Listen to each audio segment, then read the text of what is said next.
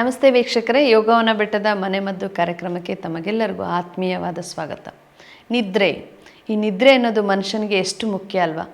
ಆದರೆ ನಾವು ಎಲ್ಲಿ ನಿದ್ರೆಯನ್ನು ತಪ್ಪಿಸ್ತಾ ಇದ್ದೀವಿ, ನಿದ್ರಾಹೀನತೆಗೆ ಕಾರಣಗಳನ್ನು ಏನು ನಾವು ಮಾಡ್ಕೊಳ್ತಾ ಇದ್ದೀವಿ, ನಾವು ಎಷ್ಟು ಗಂಟೆಗಳ ನಿದ್ರೆ ಮಾಡೋದು ನಮ್ಮ ದೇಹಕ್ಕೆ ಆರೋಗ್ಯಕರ, ಯಾವ ಸಮಯದಲ್ಲಿ ನಿದ್ರಿಸೋದು ಆರೋಗ್ಯಕರ, ಯಾವ ಸಮಯದಲ್ಲಿ ನಿದ್ರಿಸೋದು ಅನಾರೋಗ್ಯಕರ, ಪ್ರತಿಯೊಂದನ್ನು ನೀವು ತಿಳಿದಾಗ ಮಾತ್ರ ನಿಮ್ಮ ದೇಹವನ್ನು ಅನಾರೋಗ್ಯಕ್ಕೆ ಹೋಗದೇ ಇರೋ ಹಾಗೆ ತಡೆಗಟ್ಟಬಹುದು. ಹಾಗೆ ಈ ನಿದ್ರಾಹೀನತೆ ಸಮಸ್ಯೆ ಅಂತಕ್ಕಂಥದ್ದು ಯಾವೆಲ್ಲ ದೊಡ್ಡ ದೊಡ್ಡ ಅನಾಹುತ ತರ್ತಕ್ಕಂಥ ಸಮಸ್ಯೆಗಳಿಗೂ ಕಾರಣ ಆಗುತ್ತೆ ಅನ್ನೋದನ್ನು ನೀವು ತಿಳ್ಕೊಂಡಾಗ ಮುಂದೆ ಆಗೋ ಅನಾಹುತಗಳನ್ನು ಇವತ್ತೇ ತಪ್ಪಿಸ್ಕೊಳ್ಬೋದು. ಈ ನಿದ್ರಾಹೀನತೆ ಅನ್ನೋ ಸಮಸ್ಯೆಗೆ ಮೂಲ ಕಾರಣಗಳನ್ನು ತಿಳ್ಕೊಳ್ಳೋಣ, ಹಾಗೆ ಅದಕ್ಕೆ ನಿಮ್ಮ ತಪ್ಪುಗಳನ್ನು ತಿಳಿತಾ ಹೋಗೋಣ.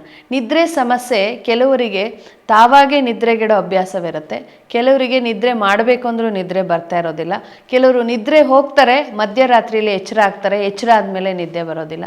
ಇನ್ನು ಕೆಲವರಿಗೆ ನಿದ್ರೆ ಮಾಡೋಕ್ಕೆ ಹೊರಟ್ರೆ ಸಾಕು ಕೆಟ್ಟ ಕನಸುಗಳು ಬರುತ್ತೆ, ಗಾಬರಿ ಆಗ್ತಾರೆ, ಎದ್ದು ಕೂತ್ಕೊಳ್ತಾರೆ, ಕನವರಿಸ್ತಾರೆ, ಸಂಪೂರ್ಣವಾದ ನಿದ್ರೆ ಅನ್ನೋದು ಅವ್ರು ನೋಡಿರೋದೇ ಇಲ್ಲ. ಹೀಗೆ ಹಲವಾರು ರೀತಿಯಲ್ಲಿ ಈ ನಿದ್ರಾಹೀನತೆ ಅನ್ನೋ ಸಮಸ್ಯೆ ಕಾಡ್ತಾ ಇದೆ. ಹಾಗಾದರೆ ನಿದ್ರಾಹೀನತೆ ಯಾವ ಕಾರಣಕ್ಕೆ ಬರುತ್ತೆ? ಮುಖ್ಯ ಕಾರಣ ಅಂತ ನೀವು ಹುಡುಕಿದ್ರೆ ಕೇವಲ ಪಿತ್ತ ದೋಷ. ಈ ಪಿತ್ತ ಅಧಿಕವಾದಾಗ ನಿಮ್ಮ ನಿದ್ರೆ ಸಮಸ್ಯೆ ಅನ್ನೋದು ಕಾಡ್ತಾ ಹೋಗುತ್ತೆ. ಪಿತ್ತ ಅಂದ್ರೇನು? ನಿಮ್ಮ ದೇಹದಲ್ಲಿ ಆ್ಯಸಿಡ್ನ ಪ್ರಮಾಣ ಹೆಚ್ಚಾಗ್ತಕ್ಕಂಥದ್ದು. ಇದು ಹೆಚ್ಚಾದಾಗ ದೈಹಿಕ ಮತ್ತು ಮಾನಸಿಕ ಎರಡೂ ಶಕ್ತಿಯನ್ನು ಕಳ್ಕೊಳ್ಳುತ್ತೆ.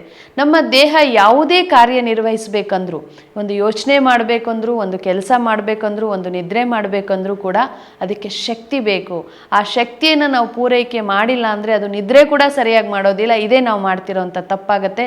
ದೇಹದ ಶಕ್ತಿಯನ್ನು ಕುಂಠಿತ ಮಾಡ್ತಾ ಇರೋದು, ನಿದ್ರೆ ಸರಿಯಾಗಿ ಆಗ್ತಾ ಇಲ್ಲ, ಅದರಿಂದ ಈ ಸಮಸ್ಯೆ ಆಗುತ್ತೆ. ಜೊತೆಗೆ ಮಲಗುವಂಥ ಸಮಯ ಕೂಡ ಇಲ್ಲಿ ಮುಖ್ಯವಾಗುತ್ತೆ. ದೇಹ ಕೇಳುವಂಥ ಸಂದರ್ಭದಲ್ಲಿ ನಾವು ನಿದ್ರೆ ಮಾಡದೆ ನಮ್ಮ ಸಮಯಕ್ಕೆ ನಾವು ನಿದ್ರೆ ಮಾಡ್ತೀವಿ ಅಂತ ಹೋದಾಗ ಕೂಡ ಈ ಸಮಸ್ಯೆ ಆಗುತ್ತೆ. ಆ ರೀತಿ ನಿಮಗೆ ಸಾಕಷ್ಟು ಮಾಹಿತಿ ತಿಳಿಸುವಂಥ ಪ್ರಯತ್ನ ನಮ್ಮದಾಗಿದೆ. ಇಂದು ಈ ಒಂದು ನಿದ್ರಾಹೀನತೆ ಸಮಸ್ಯೆಗೆ ನೀವು ಮಾಡ್ತಿರೋ ತಪ್ಪುಗಳೇನಂತ ಹೇಳಿದ್ರೆ, ಯಾರೆಲ್ಲ ಅಧಿಕವಾಗಿ ಕಾಫಿ ಟೀ ಸೇವನೆ ಮಾಡ್ತಿದ್ದೀರೋ ಅವರಿಗೆ ನೀವು ಏನೇ ಮಾಡಿದ್ರೂ ನಿದ್ದೆ ಬರ್ಲಿಕ್ಕೆ ಸಾಧ್ಯ ಇಲ್ಲ. ಕಾಫಿ ಟೀ ಅಭ್ಯಾಸ ಅಂತಕ್ಕಂಥದ್ದು ಮಾನಸಿಕ ದೈಹಿಕ ಎರಡೂ ಆರೋಗ್ಯವನ್ನು ಹಾಳು ಮಾಡುತ್ತೆ, ಶಕ್ತಿಯನ್ನು ಕುಂಠಿತ ಮಾಡುತ್ತೆ, ಬಹುಬೇಗ ನಿದ್ರೆಯನ್ನು ಕಿತ್ಕೊಳ್ಳುತ್ತೆ. ನಿದ್ರೆ ಹೋದ್ಮೇಲೆ ಇನ್ನು ನೆನಪಿನ ಶಕ್ತಿ ಇರೋದಿಲ್ಲ, ಮಾನಸಿಕ ಹಿಂಸೆಗಳು ಶುರುವಾಗುತ್ತೆ. ಹೀಗೆ ಪ್ರತಿಯೊಂದು ಸಮಸ್ಯೆಗಳನ್ನು ಹೆಚ್ಚಳ ಮಾಡ್ತಕ್ಕಂಥ ಒಂದು ವಿರೋಧವಾದ ಆಹಾರ ಪದ್ಧತಿ ಅಂತ ಹೇಳಿದ್ರೆ ಈ ಕಾಫಿ ಟೀ. ಹಾಗಾಗಿ ಕಾಫಿ ಟೀ ಸೇವಿಸೋದು ನಿಮ್ಮ ಮುಖ್ಯ ತಪ್ಪಾಗುತ್ತೆ. ಇನ್ನು ತಡವಾಗಿ ಆಹಾರ ಸೇವನೆ ಮಾಡೋದು, ಉಪವಾಸಗಳನ್ನು ಮಾಡೋದು, ಆಹಾರದಲ್ಲಿ ಅಪೌಷ್ಟಿಕತೆಯನ್ನು ತಂದೊಡ್ತಕ್ಕಂಥದ್ದು, ಇವು ಕೂಡ ನಿಮ್ಮ ರಾತ್ರಿ ನಿದ್ರೆಯನ್ನು ಹಾಳು ಮಾಡುತ್ತೆ. ಯಾಕೆಂದರೆ ರಾತ್ರಿ 8 ಗಂಟೆ ನಿಮ್ಮ ದೇಹ ನಿದ್ರಿಸಬೇಕು ಅಂತ ಹೇಳಿದ್ರೆ ಹಗಲಲ್ಲಿ ನಿಮ್ಮ ಆರೈಕೆ ಚೆನ್ನಾಗಿರಬೇಕು, ಆಹಾರದ ಪೂರೈಕೆ ಚೆನ್ನಾಗಿರಬೇಕು, ದೇಹ ದಣಿದು ಕೆಲಸ ಮಾಡಿರಬೇಕು. ಇವೆಲ್ಲವನ್ನು ಮಾಡಿದರೆ ಮಾತ್ರ ಅದು ರಾತ್ರಿ ನಿದ್ರಿಸಲಿಕ್ಕೆ ಸಾಧ್ಯ. ಹಾಗಾಗಿ ಆಹಾರದ ಅಪೌಷ್ಟಿಕತೆ ಮತ್ತು ತಡ ಆಹಾರಗಳು ಕೂಡ ಇಲ್ಲಿ ಮುಖ್ಯ ಕಾರಣವಾಗ್ತವೆ. ಇನ್ನು ಸ್ಥೂಲಕಾಯಿಗಳು, ವಿಪರೀತ ದೇಹದ ತೂಕವನ್ನು ಹೆಚ್ಚಾಗಿಟ್ಕೊಂಡಿರೋರಿಗೂ ಕೂಡ ಆಹಾರಗಳು ಜೀರ್ಣವಾಗದೆ ನಿದ್ರೆ ಮಾಡೋದು ಕಷ್ಟ ಆಗುತ್ತೆ. ವಿಪರೀತ ಗೊರಕೆ ಶಬ್ದ ಬರಬಹುದು, ಅಥವಾ ಉಸಿರಾಟದಲ್ಲಿ ಸಮಸ್ಯೆ ಆಗ್ತಕ್ಕಂಥದ್ದು, ಎದೆ ಬಡಿತಗಳು ಜಾಸ್ತಿ ಆಗ್ಬೋದು, ಬೆವರೋದು ಜಾಸ್ತಿ ಆಗ್ಬೋದು. ಹೀಗೆ ಇಡೀ ರಾತ್ರಿ ಅವರಿಗೆ ಹಿಂಸಾತ್ಮಕವಾಗಿ ನಿದ್ರೆ ಮಾಡಲಿಕ್ಕೆ ಕಷ್ಟವಾಗ್ತಾ ಇರುತ್ತೆ. ಇದು ಸ್ಥೂಲಕಾಯಿಗಳಲ್ಲಿ ಸಮಸ್ಯೆಯನ್ನು ನಾವು ನೋಡ್ತಾ ಹೋಗ್ತೀವಿ. ಹೀಗೆ ಮತ್ತು ರಾತ್ರಿ ಮಲಗೋ ಸಮಸ್ಯೆ ಏನಿದೆ ಅಂದರೆ, ಎಲ್ಲರೂ ಏನು ಮಾಡ್ತೀರಾ, ರಾತ್ರಿ ನಿದ್ರೆ ಮತ್ತು ಆಹಾರದ ಸಮಯವನ್ನು ಏರುಪೇರು ಮಾಡ್ತೀರಾ.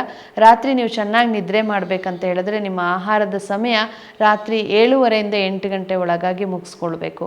8 ಗಂಟೆಗಿಂತ ತಡವಾಗಿ 10 ಗಂಟೆ, 10:30, 11 ಗಂಟೆಗೆ ಯಾರೆಲ್ಲ ಊಟ ಮಾಡ್ತಿರೋ, ಆಹಾರ ತಗೊಳ್ತಿರೋ ಅಂಥವ್ರಿಗೆ ನಿದ್ರೆ ಹಾಳಾಗ್ತದೆ. ಕಾರಣ ನಿಮ್ಮ ನಿದ್ರೆ ದೇಹ ಬಯಸುವಾಗ ನಿದ್ರೆ ಮಾಡಿದ್ರೇ ನಿಮ್ಮ ದೇಹ ಸಂಪೂರ್ಣ ನಿದ್ರಿಸಲಿಕ್ಕೆ ಸಾಧ್ಯ. ಪ್ರತಿಯೊಬ್ಬರು ಆಲೋಚನೆ ಮಾಡಿ, ದಿನ ರಾತ್ರಿ 8 ಗಂಟೆಯಲ್ಲಿ ನಿಮಗೆ ಹಸಿವಾಗ್ತದೆ. ಆ 8ಕ್ಕೆ ನೀವು ಊಟ ಮಾಡಿದ್ರೆ ಕನಿಷ್ಠ 9ರಿಂದ 10 ಗಂಟೆ ಒಳಗಾಗಿ ನಿಮಗೆ ಒಂದು ನಿದ್ರೆ ಕಾಣಿಸ್ಕೊಳ್ಳುತ್ತೆ. ಅದಕ್ಕೆ ಉದಾಹರಣೆ ಅಂದರೆ, ಟಿ ವಿ ನೋಡ್ತಾ ಇರ್ತೀರಾ, ಟಿ ವಿ ಮುಂದೆ ನೀವೇ ತೂಗುಡಿಸ್ತಾ ಟಿ ವಿ ನೋಡ್ತಿರ್ತೀರ, ಆದರೂ ಮಲಗೋದಿಲ್ಲ. ಯಾಕೆಂದರೆ ನಿಮ್ದಿನ್ನ ಕಾರ್ಯಕ್ರಮಗಳು ಮುಗ್ದಿರೋದಿಲ್ಲ ಅಂತಲೇ ಹೇಳ್ಬೋದು. ಮಕ್ಕಳು ಓದ್ತಾ ಇರ್ತಾರೆ, ಈ 9ರಿಂದ 10 ಗಂಟೆ ಸಂದರ್ಭದಲ್ಲಿ ವಿಪರೀತ ನಿದ್ರೆ ಬಂದು ತೂಗುಡಿಸ್ಲಿಕ್ಕೆ ಶುರು ಮಾಡ್ತಾರೆ. ಇದು ಯಾವುದೇ ವಯಸ್ಸಿನ ವಯೋಮಿತಿ ಇಲ್ಲದೆ ಈ 9ರಿಂದ 10 ಗಂಟೆ ಸಮಯ ಏನಿದೆಯಲ್ಲ ಅದು ನಿದ್ರೆಗೆ ಜಾರ್ತಕ್ಕಂಥ ಸಮಯವಾಗತ್ತೆ. ಇದನ್ನು ನಾವು ಯಾವಾಗ ನಿರ್ಲಕ್ಷ್ಯ ಮಾಡ್ತೀವಿ ಅಲ್ಲಿ ನಿಮ್ಮ ನಿದ್ರೆ ಹಾಳಾಗುತ್ತೆ. ಒಂದ್ಸರಿ ನಿಮ್ಮ ದೇಹ ಕೇಳಿದ್ದನ್ನು ನೀವು ಕೊಟ್ಟಿಲ್ಲ ಅಂದರೆ ಅದು ಬಂದು ವಾಪಸ್ ಹೋದ್ಮೇಲೆ ನಿಮಗೆ ಮತ್ತೆ ಸಿಗೋದು ಕಷ್ಟವಾಗುತ್ತೆ. ಹಾಗಾಗಿ ನಿಮಗೆ ಈ ತೊಂದರೆ ಉಂಟಾಗ್ತದೆ. ಇನ್ನು ಕೆಲವರು ರಾತ್ರಿ ನಿದ್ರೆನೋ ಮಾಡ್ತಾರೆ, 10 ಗಂಟೆಗೆಲ್ಲ ಹೋಗಿ ಮಲಗ್ತಾರೆ, ನಿದ್ರೆ ಬರುತ್ತೆ, ಆದರೆ ಮಧ್ಯರಾತ್ರಿಯಲ್ಲಿ ಎಚ್ಚರ ಆಗ್ಬಿಡುತ್ತೆ. ಎಚ್ಚರ ಆದಮೇಲೆ ನನಗೆ ನಿದ್ರೆ ಇಲ್ಲ ಅಂತ ಹೇಳ್ತಾರೆ. ಇದಕ್ಕೂ ಕಾರಣ ಏನಂತ ಹೇಳಿದ್ರೆ, ದೇಹ ನಿದ್ರಿಸ್ಬೇಕಂತ ಹೇಳಿದ್ರೆ ದೇಹಕ್ಕೆ ಉತ್ತಮವಾದ ಶಕ್ತಿ ಬೇಕು ಅಂತ ನಾನು ಆಗಲೇ ಹೇಳಿದೆ. ಯಾರೆಲ್ಲ ಹಗಲಲ್ಲಿ ದೇಹದ ಆರೈಕೆಯನ್ನು ಸರಿಯಾಗಿ ಮಾಡಿಲ್ಲ, ಕಾಫಿ ಟೀ ಹೆಚ್ಚಾಗಿ ಕುಡಿತಾ ಇದ್ದೀರಾ, ಅಜೀರ್ಣದ ಆಹಾರ ಸೇವಿಸ್ತಾ ಇದ್ದೀರಾ, ದೇಹಕ್ಕೆ ಯಾವುದೇ ರೀತಿ ಉತ್ತಮ ಅಂಶಗಳನ್ನು ನೀವು ಕೊಡ್ತಾ ಇಲ್ಲ, ನೀರಿನ ಅಂಶದ ಕೊರತೆ ಮಾಡ್ತಾ ಇದ್ದೀರಾ, ಮತ್ತು ದೇಹ ಆಲಸ್ಯಮಯವಾಗಿದೆ, ಈ ರೀತಿ ಇದ್ದಂಥವ್ರಿಗೆ ದೇಹದಲ್ಲಿ ಶಕ್ತಿ ಕುಂಠಿತವಾಗಿರುತ್ತೆ. ಒಂದು ಆಹಾರ ಕನಿಷ್ಠ 4 ಗಂಟೆಗಳ ಕಾಲ ನಮಗೆ ಜೀರ್ಣಶಕ್ತಿಯನ್ನು ಕೊಟ್ಟು ಆ ಶಕ್ತಿಯಿಂದ ದೇಹ ಕೆಲಸ ಮಾಡಲಿಕ್ಕೆ ಸಹಕಾರವನ್ನು ಮಾಡ್ತಿರುತ್ತೆ. ಅದೇ ರೀತಿ ರಾತ್ರಿ ನೀವು ಸೇವಿಸಿದಂಥ ಆಹಾರ ಕೂಡ ಮಧ್ಯರಾತ್ರಿವರೆಗೂ ಕೆಲಸ ಮಾಡಿರುತ್ತೆ. ಹಾಗಾಗಿ ಮಧ್ಯರಾತ್ರಿ ತನಕ ನೀವು ಚೆನ್ನಾಗಿ ನಿದ್ರೆ ಮಾಡ್ತೀರಾ. ಮಧ್ಯರಾತ್ರಿಯ ನಂತರ ನಿಮ್ಮ ದೇಹದಲ್ಲಿ ಶಕ್ತಿ ಇರಲ್ಲ. ಆ ಶಕ್ತಿ ಇಲ್ಲದೇ ಇರೋದಕ್ಕೆ ಕಾರಣ ನೀವು ಹಗಲಲ್ಲಿ ಕೊಟ್ಟಿರೋದಿಲ್ಲ.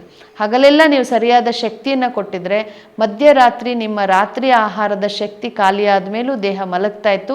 ಆ ದೇಹಕ್ಕೆ ಶಕ್ತಿ ಇಲ್ಲದೆ ಇರೋದ್ರಿಂದ ಅದು ಎಚ್ಚರವಾಗುತ್ತೆ. ಎಚ್ಚರ ಆದಮೇಲೆ ಮತ್ತೆ ನೀವು ಶಕ್ತಿನ ಕೊಡೋ ತನಕ ಅದು ನಿದ್ರೆ ಬರೋದಿಲ್ಲ. ಅದೇ ನಿಮ್ಮ ನಿದ್ರಾಹೀನತೆ ಸಮಸ್ಯೆ ಆಗುತ್ತೆ. ಇಂಥ ಎಲ್ಲ ಸಂದರ್ಭಗಳಲ್ಲೂ ನೀವು ಏನು ಮಾಡಬೇಕು ಅನ್ನೋದು ನಿಮಗೆ ಪ್ರಶ್ನೆಯಾಗಿ ಕಾಡ್ತಾ ಇರುತ್ತೆ. ಇಲ್ಲಿ ನಿದ್ರೆ ಮಾತ್ರ ಕೇಳಬೇಡಿ, ನಿಮ್ಮ ಅಭ್ಯಾಸಗಳನ್ನು ಬದಲಾಯಿಸ್ಕೊಳ್ಳಿ. ಹೀಗೆ ನಿದ್ರೆ ಅಂತ ಹೇಳಿದ್ರೆ 8 ಗಂಟೆಗಳು ನಿಮ್ಮ ಆರೋಗ್ಯಕ್ಕೆ ಉತ್ತಮವಾಗಿರುತ್ತೆ.